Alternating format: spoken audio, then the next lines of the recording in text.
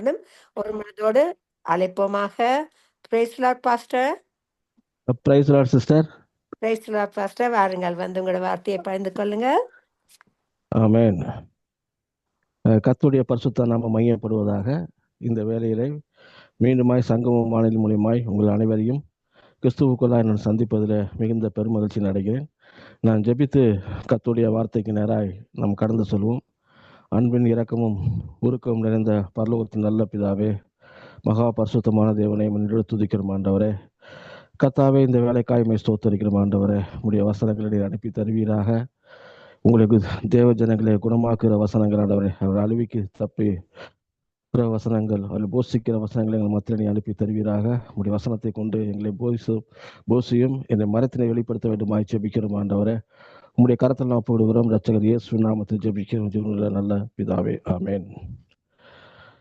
கிறிஸ்துவுக்குள் அன்பான சகோதர சகோதரிகளே, நாம் தொடர்ந்து இந்த ஜெபத்தை ஒரு கீ வேடாக பயன்படுத்தி நாம் பல காரியங்களை நம்ம பார்த்து கொண்டு வந்திருக்கிறோம் பாருங்க. ஒரு மைய புள்ளியாக ஜெபத்தை நாம் எடுத்துக்கொண்டிருக்கோம். வேதத்திலிருந்து பல ஜெபங்களையும் பல ஊமைகளையும் பல தியானங்களையும் எப்படி ஜெபிக்க வேண்டும், பதில் பெறுகிற ஜெபம் எப்படி இருக்க வேண்டும், ஜெபத்திற்கு முன்பாக நம்முடைய ஆயத்தம் எப்படி இருக்க வேண்டும், ஜெபத்துக்கு அப்புறம் நாம் எப்படி என்னென்ன காரியங்கள் செய்ய வேண்டும், நம்மளை எப்படி சரி செய்து கொள்ள வேண்டும், நாம் எப்படி தேசத்திற்காக ஜெபிக்க வேண்டும், சபைக்காக ஜெபிக்க வேண்டும், மற்றவர்களுக்காக எப்படி ஜெபிக்க வேண்டும், நமக்காக நான் எப்படி ஜெபிக்க வேண்டும், வேதத்தை குறித்த ஒரு அறிவு எப்படியாக இருக்க வேண்டும் என்ற பல காரியங்களை குறித்து நம்ம பார்த்து கொண்டு வந்திருக்கிறோம் பாருங்க. இன்றைக்கு நாம் எனக்கு என்ன பார்க்கறோம்னா, அதே யூதாவினுடைய நிருபம் பாருங்க. யூதா நிருபத்தில் ஒரு முக்கியமான ஒரு காரியத்தை நாம் பார்க்க போகிறோம். யூதா ஒரே ஒரு அதிகாரம் இருக்கிறது பாருங்க. அதுல நான் வாசிக்கிறேன் 20வது வசனத்திலிருந்து, நீங்களோ பிரியமானவர்களே, உங்களை பரிசுத்தமான விசுவாசத்தின் மேல் உங்களை உறுதிப்படுத்தி கொண்டு பரிசுத்த ஆவிக்குள் ஜெபம் பண்ணி தேவனுடைய அன்பினாலே உங்களை காத்து கொண்டு நித்திய ஜீவனுக்கு எதுவாக நம்முடைய கர்த்தராகிய இயேசு கிறிஸ்துவின் இரக்கத்தை பெற காத்திருங்கள். அல்லாமலும் நீங்கள் பகுத்தறிவு உடையவர்களாக இருந்து சிலருக்கு இரக்கம் பாராட்டி சிலரை அக்னியிலிருந்து இழுத்து விட்டு பயத்தோட ரட்சித்து மாம்சத்தால் கரைப்பட்டிருக்கிற வஸ்திரங்களை வெறுத்து தள்ளுங்கள். இங்கிருந்து எப்படி ஆவினாலே ஜெபம் பண்ணுதல் என்ற காரியத்தை குறித்து நாம் பார்த்தோம். எப்படி அன்பினாலே நம்மளை காத்து கொள்ள வேண்டும், விசுவாசத்தில் எப்படி உறுதிப்படுத்தி கொள்ள வேண்டும் என்பத காரியங்களை நாம் பார்த்தோம் பாருங்க. அப்புறம் நித்திய ஜீவனுக்கு எதுவான நம்முடைய அந்த ஒரு காரியத்தையும் எப்படி இரக்கத்தை நம்ம பெற வேண்டும் என்பதை காரியங்களை நம்ம பார்த்தோம் கடந்த வாரங்களில். இன்றைக்கு நாம் என்ன பார்க்கணும், 23வது வசனத்தை எடுத்துக்கொள்வோம். 23ஆம் வசனத்தை இப்படியா சொல்லப்பட்டிருக்கிறது, மாம்சத்தில் கரைப்பட்டிருக்கிற வஸ்திரங்களை வெளுத்து தள்ளுங்கள் சொல்லி போட்டிருக்கிறோம். யூதா ஒரு மிக முக்கியமான ஒரு அற்புதமான காரியத்தை இந்த இடத்துல போதிக்கிறாரு. இங்க என்ன போதிக்கிறாருன்னா, விசுவாசிகளை பார்த்து அவர் சொல்ற காரியம் என்னன்னா, மாம்சத்துல உங்களுடைய வஸ்திரமானது கரைப்பட்டிருக்குது, மாம்சத்தால் உங்கள் வஸ்திரம் கரைப்பட்டிருக்குது. அது என்ன சொல்றாருன்னா, வெறுத்து தள்ளுங்கள். அந்த வஸ்திரத்தை என்ன பண்றாருன்னா வெறுத்து தள்ளுங்கன்றார். இந்த இடத்துல என்ன சொல்றாரு அப்படின்னு நம்ம சொல்ல வர எடுத்துக்கிட்டோம்னா, லிட்டரலா நீங்க பாத்தீங்கன்னா ஒரு ட்ரெஸ்ஸை பத்தியோ அல்லது ஒரு ட்ரெஸ் கோடை பத்தியோ அவர் சொல்லலாம். அவர் சொல்ற காரியங்கள் என்ன, மாம்சத்தினால் நம்முடைய ஆவியானது ஒரு கரைப்பட்டிருக்கிறது, நம்முடைய நீதி விசேஷமாக கரைப்பட்டிருக்கிறது. அந்த கரைப்பட்டிருக்க அந்த காரியத்தை வெறுத்து தள்ளுங்கள் அப்படின்னு சொல்றாங்க. இன்னைக்கு பார்த்துட்டீங்க, சில சபைகளில் பார்த்துட்டீங்கன்னா அந்த ஒரு வெண் வஸ்திரம் தரித்துக் கொள்வார்கள். அவர்கள் என்ன பண்றாருன்னா, ஒரு ட்ரெஸ் கோடு மாதிரி போடுறாரு. அதற்கு நல்லது தான், நான் இல்லைன்னு சொல்லவில்லை. நம்ம அந்த சபையை நான் குறை சொல்ல விரும்பவில்லை. ஆனா வெளியில நம்ம ஒரு ட்ரெஸ்ஸை கோடை சரி பண்ணிட்டு உள்ள நம்ம ஆவிக்குரிய காரியங்கள் சரியில்லாத வாழ்க்கையா வாழ்ந்து கொண்டிருக்கிறோம் அப்படின்னா அது நமக்கு பிரயோஜனப்படவே படாது பாருங்க. ஏன்னா வெண் வஸ்திரத்தை குறித்து வேதம் என்ன சொல்கிறது என்று சில காரியங்கள் வஸ்திரத்தை அடையாளமாக வைத்து சொல்லப்படுது. இந்த இடத்துல கிளியரா பார்த்துட்டீங்கன்னா, டைரக்டாக நீங்க எல்லாருமே அழுக்கு ட்ரெஸ் போட்டிருக்கிறீங்க, அதை கழட்டி போட்டுருங்க அப்படின்னு சொல்லலாம். மாம்சத்தினால் கரைப்பட்டிருக்கிற அந்த வஸ்திரத்தை வெறுத்து தள்ளுங்கள் அப்படின்னு போட்டிருக்கு. அப்ப மாம்சத்தினால் கரைப்பட்டிருக்கிற வஸ்திரங்கள் வெளுத்து தள்ளுங்கள் அப்படின்னா சில காரியங்கள் வேதத்திலிருந்து பார்க்கணும். முதலாவது, வெண் வஸ்திரத்தை குறித்து பரலோகம் என்ன சொல்கிறது என்பதை குறித்து பார்க்கும் பொழுது, நீதி வெளிப்படுத்தல் 19வது அதிகாரத்துல 7லிருந்து 9வது வசனம் வரைக்கும் நான் படிக்கிறேன் பாருங்க. 7லிருந்து 9 வசனம். வெளிப்படுத்தல் 19 7லிருந்து 9 வரைக்கும்.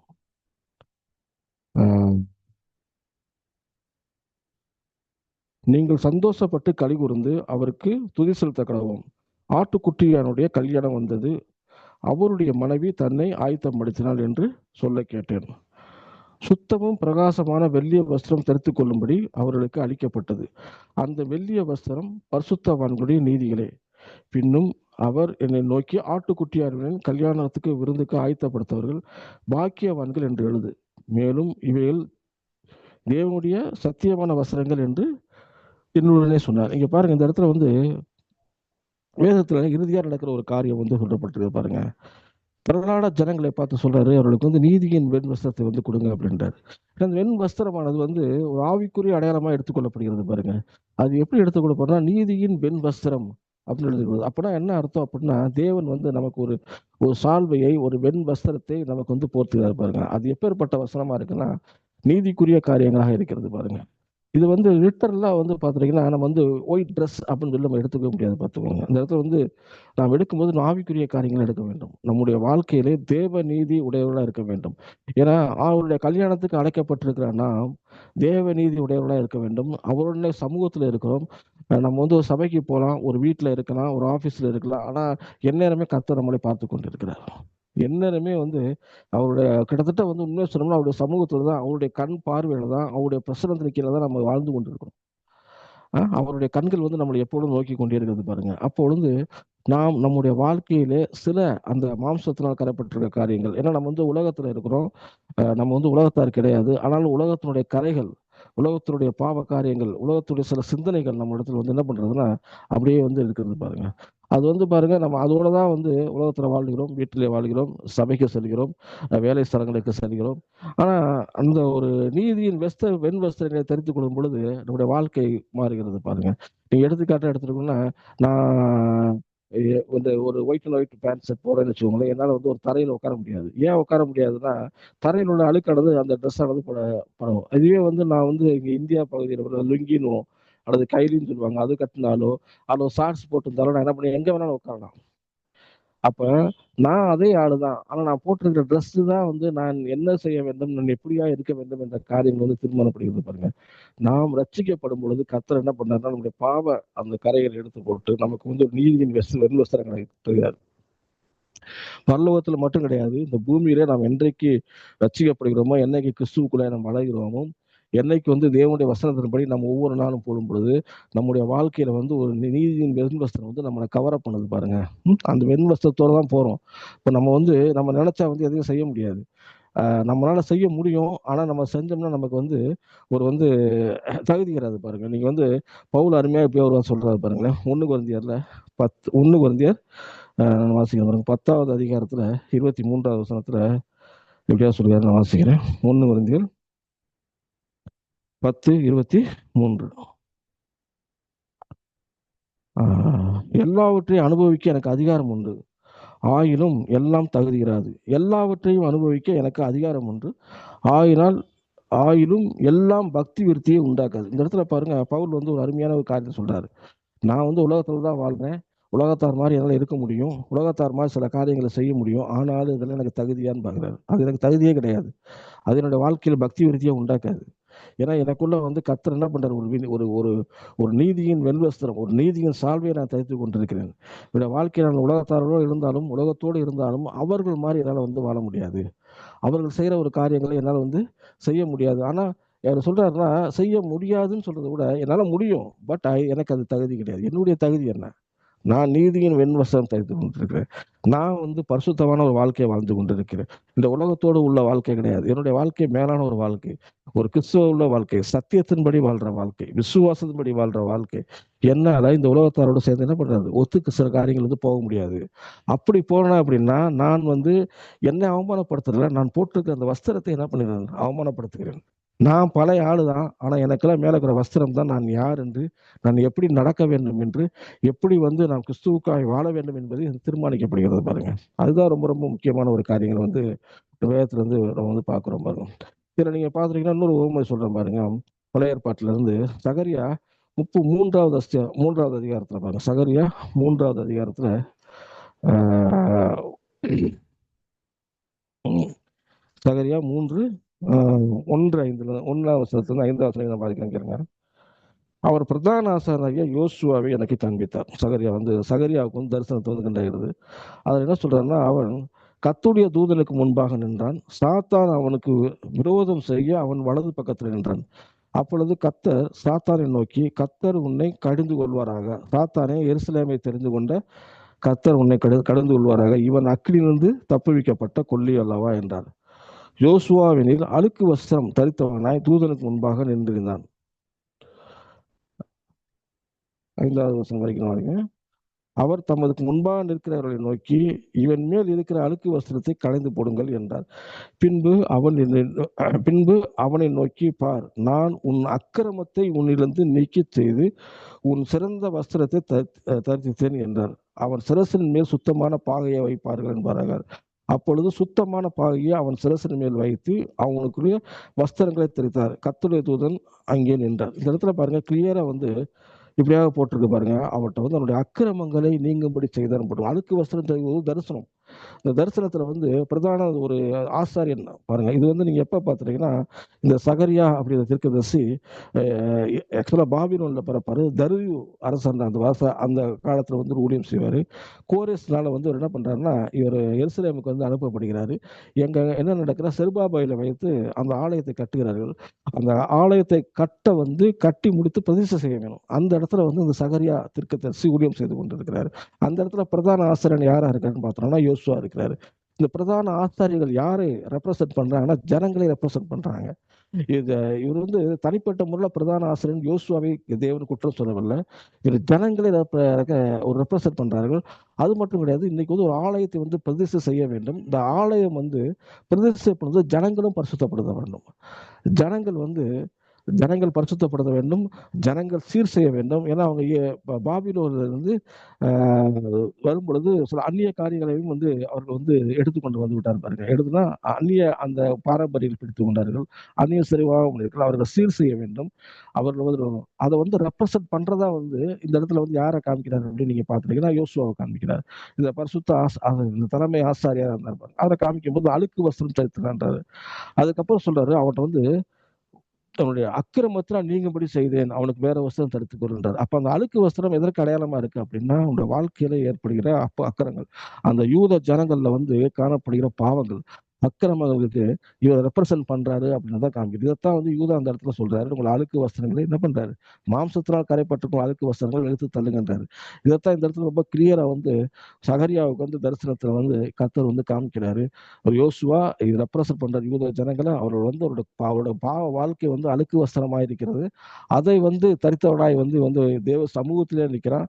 அது மட்டும் கிடையாது, இந்த அழுக்கு வஸ்திரம் பிசாசையும் அவன் கூட நிக்க சரிகிறது பாருங்க. அவனை பிசாஸ் அவனோட பாவங்களை குற்றப்படுத்துறாங்க. அவன் அழுக்கு வஸ்திரத்தை எடுத்து போட்டுட்டோம் அப்படின்னா அவன் சுத்தமுள்ள ஒரு மனிதனாக காணப்படும். அந்த ஜனங்கள் பரிசுத்தமுள்ளவர்களாக மாற்றப்படுவார்கள். அவர்களை வைத்துக் கொண்டுதான் என்ன பண்றாருன்னா, இரண்டாம் அந்த ஆலயமாகிய செருபால் கட்டின அந்த ஆலயத்தை ஒரு பிரதிஷ்டை செய்ய வேண்டும். அதற்காக ஜனங்களை ஒரு ஆயத்தம் பண்றதுக்காகத்தான் இந்த ஒரு காரியத்தை சொல்றாரு. ஜனங்கள் பரிசுத்தப்படணும், ஜனங்கள் சீர் செய்ய வேண்டும். அதே மாதிரிதான் இந்த பழைய ஏற்பாட்டு சபையிலேயும் இப்படிதான் இருந்தது, புதிய ஏற்பாட்டு சபையிலேயும் அதே பிரச்சனை தான். பிறங்கள் சபையில் என்ன பண்றாங்கன்னா, அவங்க அந்த மாம்சத்தினால் கரைப்பட்டிருக்க காரியங்கள், உலகத்தோடு உள்ள காரியங்களை சபை கொண்டு வந்துடுறாங்க. அந்த உலகத்தாருடைய அந்த ஸ்டைலு, அந்த உலகத்தாருடைய அந்த எல்லாத்தையுமே சபையில கொண்டு வைத்துக் கொண்டு அவள் ஆராதிக்கும் பொழுது அதை யூதா கண்டிக்கிறார். யூதா கண்டிக்க என்ன சொல்றாருன்னா, உங்களுடைய அந்த வஸ்திரத்தை நீ களைஞ்சு போடுன்றாரு. அப்ப வஸ்திரம்ன்றது அவர் சொல்கிற காரியங்கள் அக்கிரமங்களை நீ எடுத்து போடுங்க, நீ அந்த அக்கிரமத்தோட சபைக்குள்ள வராத, அந்த அக்கிரமத்தோட உன்னோட வாழ்க்கையை வாழாத, கிறிஸ்துவையும் அந்த அக்கிரமத்தையும் ஒண்ணு சேர்ந்து வைத்துக் கொள்ளாத அப்படின்ற காரியத்தை தான் இந்த இடத்துல அவர் அருமையா அவர் போதிக்கிறார். நீங்க இதை எடுத்துக்கொண்டா, நீங்க புதிய ஏற்பாட்டுல நீங்க அந்த கெட்ட குமாரன் கதையை எடுத்துருந்தா கூட நீங்க தெரியும். நமக்கு கெட்ட குமாரன் வந்த உடனே அப்பா தழுவி கொள்கிறாரு, பாவ வாழ்க்கையிலிருந்து விடுதலை வருகிறாரு. அப்பா தழுவி கொள்ளும் பொழுது அவர் சொல்லுகிற ஒரு காரியம் அவங்க அப்பா சொல்றாரு, இவருக்கு புதிய வஸ்திரத்தை தருது, அதாவது உயர்ந்த வஸ்திரத்தை தரித்துக் கொள்கின்றாரு. அப்ப ஏன்னா அவன் அந்த இடத்துல ட்ரெஸ் கோட வந்திருக்காரு. இப்போ அப்பாவின் வீட்டுக்கு வந்திருக்கிறாரு. இப்போ பண்ணி மேய்க்கிற வீட்டுல இருந்து இப்ப என்ன பண்றாருன்னா, அப்பாவின் வீட்டுக்கு வந்திருக்காரு. அப்பாவின் வீடுங்கிறது அவருக்குரிய ஒரு அப்பா, அதற்குரிய ஒரு கொண்டாட்டம் வேற, அதற்குரிய ஒரு சந்தோஷம் வேற, அதற்குரிய ஒரு ட்ரெஸ் கூட வேற. இந்த இடத்துல அவர் அந்த பண்ணி மேய்க்கிறது மாதிரி உடை உடுத்தின அவசியம் கிடையாது, வேலைக்கார மாதிரி உடை உடுத்தின அவசியம் கிடையாது. இங்க தான் மகன்ற ஒரு உரிமையில உடை உடுத்தணும். அந்த ஸ்தானத்தை அவர் எடுத்துக்கொள்ள வேண்டும். அதற்காக சொல்றாரு, நீங்க வந்து உயர்ந்த வஸ்திரத்தை என்ன பண்ணுங்க, அவனுக்கு தரிப்பீங்கள் அப்படின்றாரு பாருங்க. அப்ப அப்பாவின் வீட்டில் நம்ம உட்கார்ந்துருக்கிறோம், தேவனை துதித்து கொண்டிருக்கிறோம், அப்பாவை உயர்த்தி கொண்டிருக்கிறோம். அந்த மாதிரி சூழ்நிலை வந்து நம்முடைய வாழ்க்கை முறை எப்படி இருக்குன்னா பரிசுத்தமான வாழ்க்கையா இருக்கும். நம்ம பாவத்தோட போய் உட்காந்து சபையில உட்காந்துக்கிட்டு அவரை கைகளை உயர்த்தி துதிச்சுட்டு மறுபடியும் பின்னாடி வந்து மறுபடியும் அந்த பாவ வாழ்க்கை, அந்த கள்ளத்தராசு, அந்த ஒரு மனசாட்சிக்கு சூடுண்ட பொய்யாரால வாழ்ற வாழ்க்கை, மனசாட்சி கட்டுப்படாத ஒரு வாழ்க்கை, ஒரு பரிசுத்தம் இல்லாத ஒரு வாழ்க்கை வாழ்ந்து கொண்டு மறுபடியும் தொடர்ந்து ஆராதிக்க போயிட்டு இருந்தோம்னா நம்மளுடைய வாழ்க்கையில எதுவுமே பெற்றுக்கொள்ள முடியாது பாருங்க. ஒருவேளை உழைப்புனால சில காரியங்கள் முன்னேறலாம், ஆனா கர்த்தருடைய ஆசீர்வாதம் வந்து அந்த தொழிலையோ அது நம்முடைய பரிசுத்தமான வாழ்க்கையிலோ இருக்காது. நல்லா சொல்ற பார்த்தீங்கன்னா, நாம் வந்து பரலோகத்துக்கு போகிறது எவ்வளவு முக்கியமோ அதே மாதிரி இந்த பூமியிலே பரிசுத்தமாய் வாழ்றது நம்ம வாழ்க்கையில ரொம்ப ரொம்ப முக்கியம். பரிசுத்தம் இல்லாமல் ஒருவனும் தேவனையும் தரிசிப்பது இல்லையாகும். நம்முடைய பரிசுத்தத்தோட அன்பு சேரணும், நம்ம பரிசுத்தத்தோட விசுவாசம் சேரணும். இவையெல்லாம் சேர்ந்துதான் நம்முடைய வாழ்க்கையில நமக்கு ஒரு மாற்றத்தை வந்து கொண்டு வரக்கூடியதா இருக்கும் பாருங்க. இதுதான் வந்து நம்முடைய வாழ்க்கையில வந்து ஒரு மிகப்பெரிய ஒரு அற்புதத்தை நம்முடைய வாழ்க்கையிலே கொண்டு வருகிற காரியம். அதனால நம்முடைய கேட்டுக்க அருமையான சகோதர ஜனங்களே, நாம் நம்மளை நாமே ஒரு நிமிஷம் நிதானே தெரியும். நான் எப்படி உடை உடுத்திட்டு கொண்டிருக்கிறோம்? மாம்சரிகமானது உடையை நான் சொல்லலை. ஏன்னா நம்ம ஒவ்வொருத்தரும் அவருடைய தகுதி நடிப்பு உடைய விடுவோம். அதை சொல்லலை ஆண்டவர். நம்முடைய ஒன்றை பேர் நீதியின் வெறுப்பஸ்தரம் தரித்துக் கொண்டிருக்கிறோமா? ரட்சிக்கப்படும் போது ரட்சிப்பின் உடையை நாம் தெரிவித்துக் கொண்டிருக்கிறோமா? துதியின் உடையை நாம் போட்டுக் கொண்டிருக்கிறோமா? அல்லது வந்து அப்படியே அந்த நம்முடைய எண்ணங்கள் வந்து ரொம்ப ரொம்ப முக்கியம் பாருங்க. அந்த எண்ணங்கள் அடிப்படையில் நம்ம வாழ்றோமா? அந்த எண்ணங்கள்ல வந்து நம்ம வந்து உலகத்தின் எண்ணங்கள் இருக்கோமா, இல்ல பரிசுத்தமான எண்ணங்கள் இருக்கிறோமா? இது எல்லாவற்றையும் பார்க்கணும் பாருங்க. எல்லாவற்றையும் பார்க்கும் பொழுதுதான் நம்முடைய வாழ்க்கையில ஒரு அற்புதம் நடக்கும். நம்முடைய கிறிஸ்துவ வாழ்க்கை வந்து கடினமா போகாம ஈஸியா போகணும்னா நாம் நம்முடைய எண்ணங்களும் வந்து கர்த்தர் சமூகத்துல வந்து பிரீதியாக இருக்க வேண்டும். நாம் நீதியின் வெண்வஸ்திரங்களை தரித்துக் கொண்டவர்களா இருக்க வேண்டும் பாருங்க. ஒரு வசனத்துல வாசிக்கிறேன் பாருங்க. ஏசாயா 55 அதிகாரத்துல இதை கிளியராக போட்டுக்கிறோம். ஏசாயா 55 நான் சொல்றேன். ஏசாயா 55 7-9 வசனம் நான் சொல்றேன் பாருங்க. துன்மார்க்கன் தன் வழியையும் அக்கிரமக்காரன் தன் நினைவுகளையும் விட்டும் கர்த்தரத்தை திரும்புகிறவன் அவன் அவன் மேல் மனதுருகுவார். தம்முடைய தேவனிடத்துக்கே திரும்ப கடவன். அவர் மன்னிக்கிறதுக்கு தயை பெற்றிருக்கிறார். என் நினைவுகள் உங்கள் நினைவுகள் அல்ல என்றும் என் வழிகள் உங்கள் வழிகளும் அல்ல என்றும் கர்த்தர் சொல்கிறார். பூமியை பார்க்கலும் வானங்கள் எப்படி உயர்ந்திருக்கிறதோ அப்படியே உங்கள் வழிகளை பார்க்கலும் என் வழிகளும் உங்கள் நினைவுகளை பார்க்கலும் என் நினைவுகளும் உயர்ந்திருக்கிறது. இந்த இடத்துல வந்து பாருங்க, அருமையான வசனம் இருக்கு பாருங்க. துன்மார்க்கன் தன் வழியை, ஒரு துன்மார்க்கறான் அக்கிரமக்காரன் இருக்கான்னா அவன் வந்து என்ன பண்ண, கிறிஸ்துவிட்ட வரும்பொழுது தன்னுடைய பாவ வழியை விட்டுறாங்க. முதல் வாழ்ந்த பாவ வாழ்க்கை வேற, இப்ப இருக்க வாழ்க்கை வேற. அந்த வழியை விட்டான். ஆனா என்ன சொல்றாங்க, நினைவுகளை விடல. அந்த நினைவுகள் என்ன பண்றாங்கன்னா, இஸ்ரேல் ஜனங்கள் வந்து பாருங்க எகிப்துல இருந்து வரும்பொழுது அவங்க வந்து ஒரு கானான் தேசத்துக்கு வந்துட்டாங்க. ஆனா அவருடைய நினைவுகள் பார்த்து எப்போ பார்த்தாலும் எகிப்தியர் நினைச்சிட்டு இருப்பாங்க. எகிப்துல நாங்க அப்படி இருந்தோம், எகிப்துல வந்து பார்த்துட்டீங்கன்னா பிரமாதமா இருந்தோம், அப்படி நாங்கள் ஆசீர்வாதமா இருந்தோம், அந்த மாதிரிலாம் அவங்க பேசிக்கிட்டு இருப்பாங்க. திங்கிங் ஃபுல்லா வந்து அந்த எகிப்தை குறிச்சு தான் இருக்கும். அதனாலதான் அவங்க பாருங்க இஸ்ரேல் ஜனங்கள் 11 நாள் கடக்க வேண்டிய அந்த ஒரு கானான் அந்த வனாந்தரத்தை 40 நாள் சுத்திட்டு ஒரே இடத்துல இருப்பாங்க. ஏன்னா வந்து அவங்க என்ன பண்றாங்க, நினைவுகளை வந்து விடவே இல்லை. அப்ப நம்மளுடைய நினைவுகள் வந்து நம்ம எதை சிந்திக்கிறோம், எதை எந்த நினைக்கிறோம் முக்கியம் கிடையாது. நம்ம வழியை விட்டா பதாது. நம்ம முதல் வந்து ஏதோ ஒரு பிசாச பக்கம் இருந்தோம், இன்னைக்கு கத்தர்ட்ட வந்திருக்கிறோம் அப்படின்றது வேற. அது வந்து ஓகே, அது அந்த ரட்சிப்பு கிடையாம இருக்கணும், இல்லைன்னு சொல்லலாம். ஆனா நம்முடைய நினைவுகள், நம்ம நினைவுகள் வந்து பாத்தீங்கன்னா உலக பிரகாரமா சிந்திக்கிறோமா, அல்லது கிறிஸ்துவுக்குள்ளாய் வரும்பொழுது நம்ம நினைவுகள் புதிதா இருக்கிறதா, கிறிஸ்துவோட சிந்திக்கிறோமா, வேதத்தின் சொல்லப்பட்டிருக்கிற அந்த வசனத்தின் அடிப்படையில் நம்ம சிந்திக்கிறோமா, நம்ம வழி நடத்துறவர்கள் சொல்லுகிற காரியங்களோடு நம்ம சிந்திக்கிறோமா, நம்ம போதகர் சொல்லுகிற காரியங்களோடு நம்ம சிந்திக்கிறோமா, நம்ம மேய்ப்பர் சொல்லுகிற காரியங்களோடு சிந்திக்கிறோமா, அல்லது வந்து நம்ம வந்து அப்படியே மறுபடியும் உலகத்தார்கள் வந்து அப்படியே இருப்பாங்க. சில பேர்லாம் வருவாங்க, சில கவர்மெண்ட் ஸ்டாஃப் நானே பார்த்துருக்கேன் பாருங்க, வருவாங்க சபையில் வருவாங்க. நான் தனிப்பட்ட முறையில் யாரையும் குறை சொல்ல விரும்பல. வந்து பார்த்துட்டீங்கன்னா அவங்க வெளில வந்து பார்த்துட்டீங்கன்னா வெளியில் அவங்களுக்கும் இவங்களுக்கும் எந்த ஒரு வித்தியாசமே இருக்காது பாருங்க, அப்படியே ஒரே மாதிரி இருப்பாங்க. நான் ஒரு சபையில் இருந்தேன் பாருங்க. அந்த சபையில் உள்ள விசுவாசிகள் பார்த்தா ஒரு மெகா சர்ச் அது. மெகா சர்ச்சில் இருக்கும் பொழுது அந்த அந்த ஒரு பட்டணத்தில் இருந்து அந்த மெகா சபையில் இருக்கும் பொழுது அந்த விசுவாசிகளை வந்து நான் வெளியில வந்து பார்த்தோன்னா விசுவாசத்தில் எங்க இருக்காங்கன்னே தர முடியாது. ஞாயிற்றுக்கிழமை மட்டும் சர்ச்சில் மட்டும் அவர்கள் வந்து என்னால் பார்க்க முடியும். அதே சமயத்துல வந்து திங்கள்ல இருந்து சனிக்கிழமை வரைக்கும் அந்த விசுவாசிகளை நான் பார்க்கவே முடியாது. ரோட்லையும் பார்க்க முடியாது, சபையில பார்க்க முடியாது, எங்கேயுமே. எத்தனையோ இடங்கள்ல நான் பார்த்துருக்கேன். என்னடா இவ்வளவு பெரிய மெகா சபைனா, அப்ப அந்த பட்டணமே சபையில் உள்ள விசுவாசிகள் நடந்திருக்கணுமா, அவங்க எல்லாம் எங்க போயிட்டாங்கன்னா, முதலாவது அவருக்கு தெரிஞ்ச காரியம், அவர்கள் வந்து தங்களை கிறிஸ்தவர் என்பதை காண்பித்துக் கொள்ள மாட்டேங்கிறார்கள்.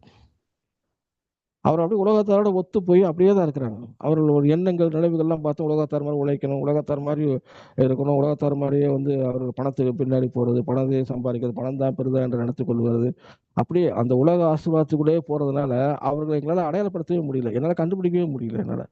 சில சபைகள் அவங்களா பார்த்து என்கிட்ட பேசி கிறிஸ்தவ நேம் இருக்க பிரதர் நீங்கள் சர்ச்சுக்கு போறீங்க பார்த்து அவங்களா பார்த்து நான் வாலண்டியராக கேட்டால் தான் அவங்க சொல்லுவாங்க ஓ நான் இந்த சபைக்கு போறேன்ட்டு. அப்போ எனக்கு ஒரே ஷாக், என்ன ஒரு மிகப்பெரிய மெகா சபை அந்த பட்டணத்திலே மிக சபையாக இருக்கு, ஆனால் விசுவாசிகள் வந்து தங்களை காத்துக்கொள்ள மாட்டேங்கிறார்களே அப்படின்றாங்க. இப்போ நம்ம ஒரு இடத்துல ஒன்றுமே இல்லை, ஒரு இடத்துல ஒரு சென்ட் பாட்டில் வச்சிருந்தோம் அப்படின்னா அது ஓப்பன் பண்ணி வச்சிங்கன்னா அந்த இடத்துல தெரியும் அந்த சென்ட்டோட வாசனை, அந்த இடத்துல ஒரு சென்ட் வாசல் இருக்கு அப்படின்னு தெரியும். அல்லது ஒரு ஊதுபத்தியை பற்ற வச்சோம்னா அந்த இடத்துல நாங்கள் அந்த வீடு முழுவதும் அந்த ஸ்மெல் அடிக்கிறது தெரியும், ஏன்னா அந்த இடத்துல ஊதுபத்தி இருக்குன்னு தெரியும். இப்போ சென்ட் பாட்டில் மூடி போய் ஒரு பெட்டியில் வச்சிருந்தோம் என்ன தெரியுமா? தெரியவே தெரியாது. இதில் ஊதுபத்தியை கொடுத்தா வச்சிருந்தாலும் தெரியுமா? தெரியாது. இவங்க வந்து சுவிட்ச் ஆஃப் பண்ணால் மலை மேல் உள்ள பட்டின மாதிரி இருக்காங்க. இருட்டில் வந்து பார்த்தீங்கன்னா சுவிட்ச் ஆஃப் பண்ணிட்டோம்னா அந்த இடத்துல ஒன்றுமே இருட்டோ இருட்டாதான் ஒன்றாலும் தெரியும். அது மாதிரி சபை விசுவாசிகள் அந்த பட்டணத்தில் கலந்திருந்தாலும் அவர்கள் தங்களை ஒரு கிறிஸ்தவர்கள் அடையாளப்படுத்த மாட்டேங்கிறார். இப்போ கிறிஸ்தவர்கள் அடையாளப்படுத்தினா தான் நான் மற்றவர்களுக்கு சுவிசேஷம் சொல்றதுக்கு எளிதா இருக்கும். நான் வந்து வச்சிருக்கிற ஒரு காரை பார்த்து வந்து மனம் திரும்ப மாட்டான். நான் சொல்லப்படுகிற வாயின் வார்த்தையில சொல்லப்படுகிற சுவிசேஷத்தை பார்த்து என்ன பண்றான் வந்து அவன் மனம் திரும்புவான். அப்ப நான் வந்து முதலாவது வந்து வெளியில தான் ஒரு கிறிஸ்தவர் என்பதை காமித்துக் கொள்ள வேண்டும். ஏன் காமிச்சு கொள்ள பயப்படுறோம் அப்படின்னா அப்ப நம்ம செய்யற தவறுலாம் என்ன பண்றது வெளியில தெரிய ஆரம்பிச்சிடும். அதனால என்ன பண்றது காமித்து கொள்ள பயப்படும், வெளியில காமிச்சுக்க மாட்டாங்க. அப்ப உலகத்தாரோடு ஒத்து போகிற ஒரு வாழ்க்கையை வாழ்கிறதுனாலதான் அவங்களோட வாழ்க்கையானது இப்படியாக இருக்கிறது. ஆனால் சொல்லுறேன் அந்த மாதிரி வாழ்க்கை அப்படின்னா நம்ம கிறிஸ்துவுக்குள்ள ஒன்றுமே போக மாட்டோம். ஒருவேளை உலகத்தார மாதிரி கொஞ்சம் வாழ்க்கையில் ஒரு படி முன்னேறலாம் ஒழிய அது வந்து நமக்கு வந்து பிரயோஜனப்படவே மாட்டாது. இப்போ நான் வேதத்தை எப்படி எடுக்கிறேன், நான் எப்படி நடக்கிறேன், வேதத்தை எப்படி நடக்கிறதோ அதுதான் என்னுடைய சந்ததியை பாதிக்கும். என்னுடைய பிள்ளைகள் அப்படிதான் நல்லா இருப்பார்கள். நான் என்னை பார்த்து என் பிள்ளைகள் வளருவார்கள், என்னுடைய சபை மக்கள் வளருவார்கள், சபையில காணப்படுகிறவர்கள் என்னை தான் பார்ப்பார்கள். நான் எப்படியா நடந்து கொள்கிறேனோ அப்படிதான் ஒரு போதகர், எப்படிதான் சபை மக்கள் அப்படி, ஒரு குடும்ப தலைவர் எப்படிதான் ஒரு பிள்ளைகள் அப்படியா இருப்பார்கள். அப்போ நான் அவர்களுக்கு ஒரு நல்ல மாதிரியை முன்வைத்துக் கொள்ள வேண்டும். நான் உலகத்தாரோட கரைப்பட்டு வாழ்க்கை வாழ முடியாது. என் நினைவுகளை வந்து நான் புதுப்பித்துக் கொள்ள வேண்டும். நான் கத்தருக்காக எழுந்து பிரகாசிக்கிற ஒரு ஆளா இருக்கணும். நான் ஒரு வாசனை வீசுகிற திரவியமா இருக்க வேண்டும். நான் மலை மேல் உள்ள பட்டணமா இருக்க வேண்டும். ஊருக்கு உப்பாக இருக்க வேண்டும். விளக்கு தண்டின் மேல் வெளிச்சமா இருக்க வேண்டும். நான் மற்றவர்களுக்கும் எனக்கும் இடையே ஒரு வித்தியாசமே தெரிய வேண்டும். நான் தேவனை அறிவிக்கிற ஒரு ஊழியக்காரனா இருக்க வேண்டும். தேவனை அறிவிக்கிற விசுவாசியா இருக்க வேண்டும். நான் பாருங்க அப்படி இருக்கும்போதுதான் நான் அநேகருக்கு பிரயோஜனமாக இருக்கிற ஒரு ஆள்லாம் வந்து மாறுவேன் பாருங்க.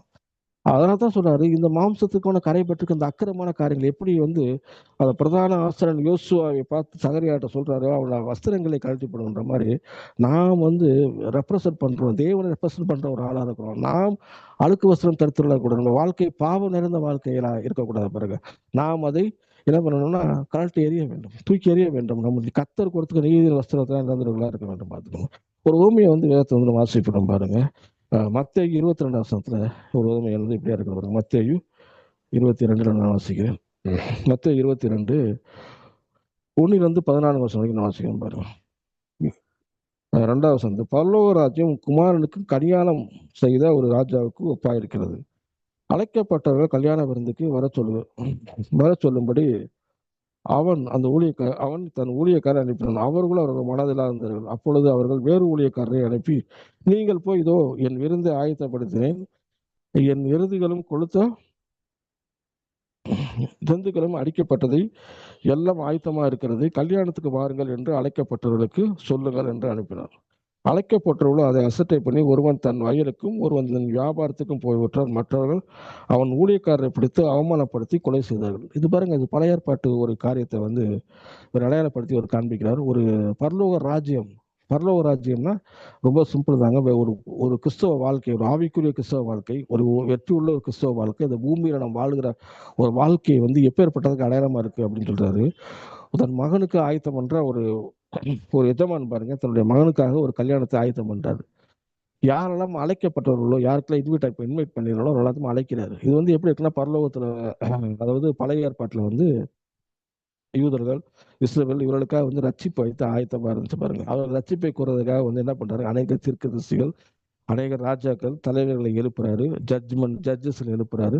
இவரெல்லாம் எழுப்புற அந்த காரியத்தை தான் இங்க சொல்லப்பட்டிருக்கிறது. ஆனா பாருங்க, அவர்கள் வந்து எனக்கெல்லாம் வேற வேலை இருக்குன்றாங்க. எனக்கு வந்து வயல்ல வேலை இருக்கு, வியாபாரத்துல வேலை இருக்கு, நான் இப்பதான் திருமணம் செஞ்சிருக்கிறேன், இப்பதான் நான் வந்து போருக்கு இந்த மாதிரி பல காரியங்களை சொல்லி என்ன பண்றாங்கன்னா அவர் ரிஜெக்ட் பண்றாங்க. அந்த அழைப்பை ரிஜெக்ட் பண்ணுகிறார்கள். அந்த ரட்சிப்பினுடைய அந்த அழைப்பு வந்து ரிஜெக்ட் பண்றது மட்டும் கிடையாது. சில பேர் என்ன பண்றது, ஊழியக்காரர் வந்து என்ன பண்றாங்க, பிடித்து வந்து அவமானப்படுத்தி கொலை செய்தார்கள். பாருங்க, இது வந்து பழைய ஏற்பாட்டில் வந்து பல தீர்க்கதரிசிகளை வந்து கர்த்தர் வந்து ஜனங்களை ரட்சிக்கணும், அவர்களை வந்து ரட்சிப்புக்குள்ளாய் நடத்தணும், அந்த மாதிரி காரியத்துல வந்து அதுக்கு அடையாளமாக வந்து சொல்லப்படுகிற காரியம் தான் இந்த இடத்துல வந்து இப்ப புதிய ஏற்பாட்டில் வருவோம் பாருங்க. ராஜா அதை கேள்விப்பட்டு கோபம் அடைந்து தன் சேனைகளை அழைத்து அந்த கொலைபாதகளை அழைத்து அவர் பட்டணத்தை சுத்த. அந்த பழைய ஏற்பாட்டில் வந்து சில பேர் கேட்பாங்க, ஏன் நியாய தீர்ப்பு எடுக்கிறது, கர்த்தர் நல்லவர் தானே, ஏன் வந்து ஏன் வந்து ஜனங்கள் அழிக்கப்படுகிறார்கள், ஜனங்கள் கொல்லப்படுகிறார்கள், ஏன் தேவன் வந்து பட்சிக்கிற அக்கனியா இருக்கிறாருன்னா அதற்கு காரணம் இந்த தேவனுடைய அழைப்பை வந்து அவர் நிராகரிக்கிறார்கள். இஸ்ரவேல் ஜனங்கள் நிராகரித்தார்கள், யூத ஜனங்கள் நிராகரித்தார்கள், அவர்கள் தான் அழைக்கப்பட்டார்கள். அவர்கள் அழைக்கப்பட்டவர்கள் அவர்கள் வந்து தேவ சமூகத்துக்கு வரணும், அவர்கள் ரட்சிப்புக்குள்ளே வரணும், அவர்கள் மூலியமாய் அவர்களிடத்தில் வந்து ரட்சிப்பு இருக்கும் வந்து நினைச்சாரு. ஆனா அவர்கள் ரட்சிப்பு அவர்களிடத்தில் இல்லாமல் அவர்கள் மூலியமா வரப்படும்படி செய்கிறாரு. என்ன சொல்றாருன்னா, அப்பொழுது அவன் தன் ஊழியக்காரரை நோக்கி கல்யாண விருந்துக்கு ஆயத்தமா இருக்கிறது அழைக்கப்பட்டவர்கள் அதை அபாத்திரா என்னார்கள். ஏன்னா தேவனுடைய காரியங்களை வந்து பாருங்களேன், அபாத்திரம் அது வந்து ஒரு பெரிய காரியமா தெரியல, அந்த கர்த்தருடைய காரியங்களும் பெருசா தெரியல, கர்த்தரையும் வந்து அவர்கள் என்ன பண்றாருன்னா அந்த கர்த்தருடைய காரியத்தை அசட்டை பண்றது மூலியமாக அவர்கள் கர்த்தரையும் என்ன பண்றாருன்னா அசட்டை பண்ணுறவர்களா இருக்காங்க. அவர் அசட்டை பண்றாங்க, அவர் ஒரு பெருசா அவர் மதிக்கல, அவர்களை வந்து அவர்களை வந்து ஒரு பெரிய காரியமா எண்ணாது இருக்கிறார்கள். அப்போ என்ன சொல்றாருன்னா அவர் வந்து ஆகையால் நீங்கள் 9ஆம் வசனம் பாருங்க. ஆகையால் நீங்கள் வழியிலே போய் காணப்படுகிற யாவரையும் கல்யாண விருந்துக்கு அழைத்து கொண்டு வாருங்கள் என்றார். அந்த ஊழியக்காரர் புறப்பட்டு வழியிலே போய் தாங்கள் கண்ட நல்லார் பொல்லோர் யாவரையும் கூட்டிக் கொண்டு வந்தார்கள். கல்யாண காலை விருந்தாளிகளை இருந்திருந்தது. விருந்தாளிகளை பார்க்கும்படி ராஜா உள்ளே பிரவேசித்த போது கல்யாண வஸ்திரம் தரித்த ஒரு மனுஷனை கண்டார். இந்த இடத்துல நீங்க நல்லா பாத்துறீங்கன்னா இந்த ரட்சிப்பு இப்ப என்ன பண்றாருன்னா இன்வைட் பண்றவர்கள் கொடுக்காம ரோட்ல போற வராதுக்கெல்லாம் கொடுக்குறாங்க. இவரெல்லாம் யாரு அப்படின்னு பாத்தீங்கன்னா இன்னைக்கு நீங்களும் நானும் தான். ஏன்னா நாம் வந்து ரட்சிப்பின் படி வராமல் நான் என்ன பண்றேன், கிறிஸ்து இயேசு மூலமா வந்து நாம் ரட்சிப்பு அவர்கள் மூலமா நம்ம கடந்து வருகிறது பாருங்க. அப்ப நாம் முன்கப்பட்டிருக்க வந்து அவர்கள் ஏதோ இயேசு கிறிஸ்து ஒரு இடத்துல சொல்றாரு, நான் ரட்சகரா வந்திருக்கேன்னா யூதர்களுக்காக வந்தேன் அப்படின்னு சொல்லுவாரு. அந்த ஒரு சிறுவர் வந்து பாருங்க, அந்த நாய்க்குட்டிகள் ஊமையை சொல்லும் பொழுது அவர் சொல்லுவார் பாருங்க, நான் ரட்சிப்பு யூதர் மூலியமாக வருகிறதுன்றதை காமிச்சாரு. அவர்கள் அழைக்கப்பட்டவர்கள் நிராகரித்தார்கள், அவர் கத்தரை வந்து கத்தருடைய காரியத்தை அபாத்திரமா எண்ணார்கள், கத்தரை அசட்டை பண்ணார்கள்.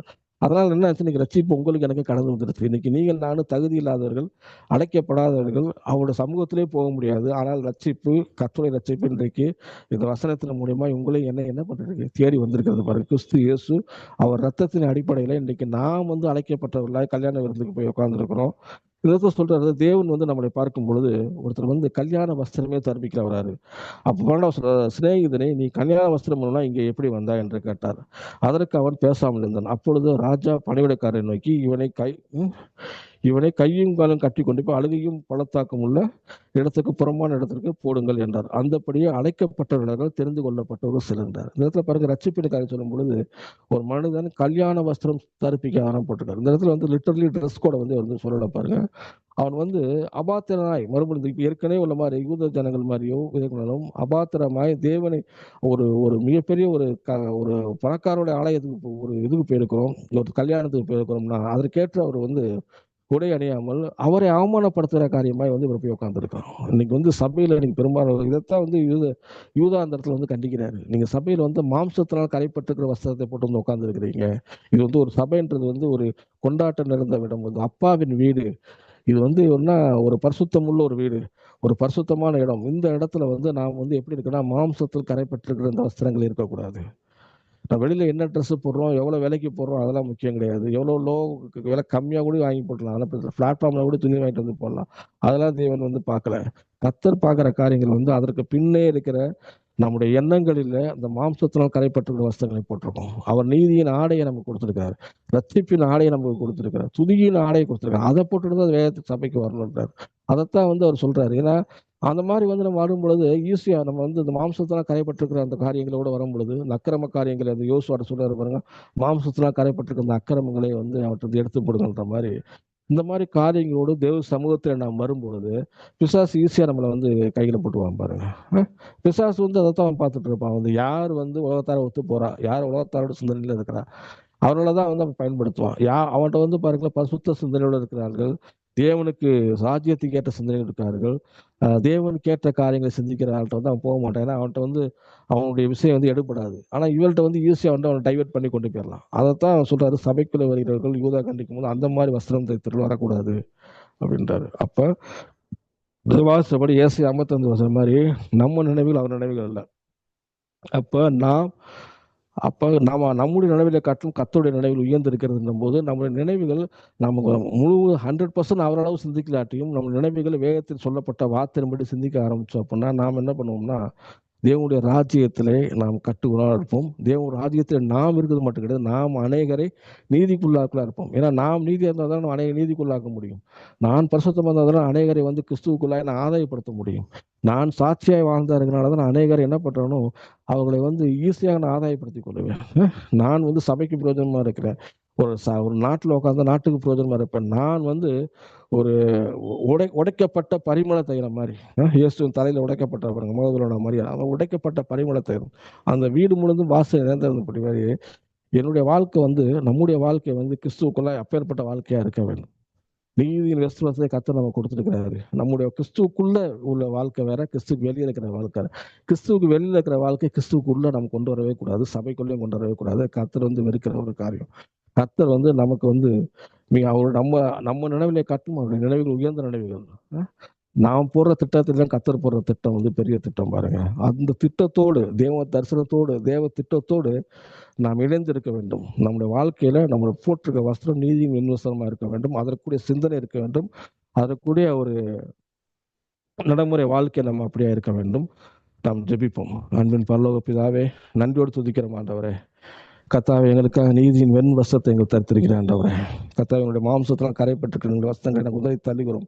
இந்த பாவ காரியங்கள், பாவ சிந்தனைகள், உலக சிந்தனைகள் எல்லாம் சபைகளை கொண்டு வராதபடிக்கு ஆண்டவரே ஒரு பரிசுத்தமான வாழ்க்கை வாழ பரிசுத்த சிந்தனை எங்களுக்கு தருவீராக. ஒவ்வொரு நாளும் ஆண்டவரே நாங்கள் நீதியின் வெண்வசத்தை உணர்ந்தவர்களாய் அதற்கேற்றபடி நடக்கும் உதவி செய்வீராக. அதை கேட்கிற அநேகர் கர்த்தாவே பரிசுத்த வாழ்க்கைக்குள்ளே மாறிவிட்டும், மறுபடியும் கட்டப்படட்டும். உங்களுடைய கரத்தில் ஒப்பு கொடுக்கிறோம். இயேசு கிறிஸ்து வல்ல நாமத்தில் ஜெபிக்க ஜீவனுள்ள நல்ல பிதாவே, ஆமேன். ஆமென்.